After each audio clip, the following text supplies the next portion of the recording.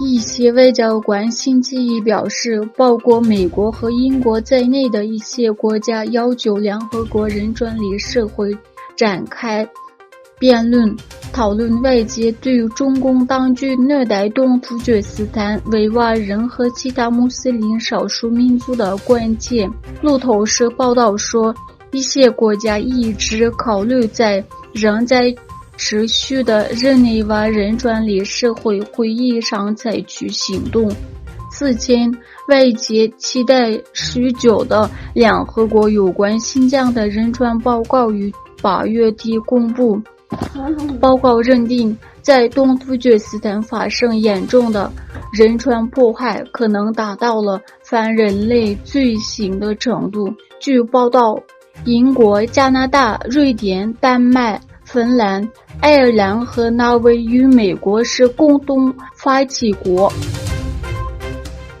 据报道，阿富汗伊斯兰酋长国没有将在其国家避难的维吾尔人交给中国。中国因而暂停了在阿富汗的投资和经济措施。阿富汗投资商会副会长汉森·阿洛克扎在谈到中国暂停投资的原因时表示，阿富汗酋长国政府不会采取中国希望采取的措施来对付避难的维吾尔人。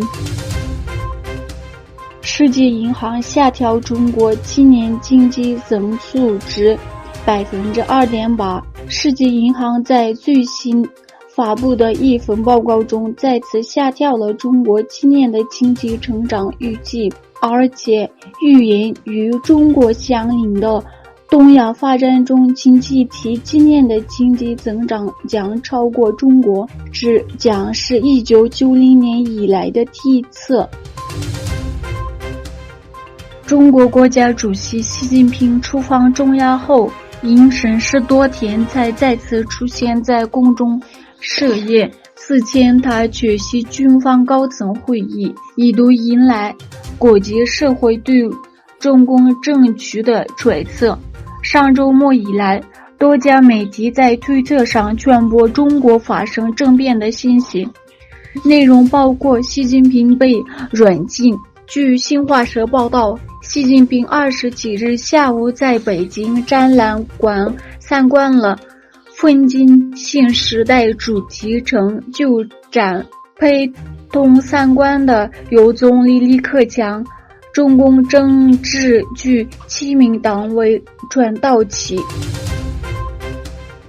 据丹麦媒体报道，丹麦首相费雷兹里克森表示，丹麦政府对北溪天然气管道发生泄漏非常重视。根据费雷兹里克森的说法，北溪天然气管道泄漏不排除被水域破坏的可能性，但他强调现在下结论还为时过早。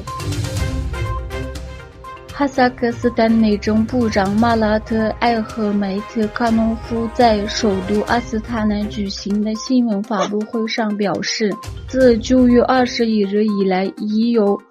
9.8 万俄罗斯公民入境哈萨克斯坦。此外，据宣布，自俄罗斯宣布部分动员以来，进入格鲁吉亚的俄罗斯公民人数增加了约 45%。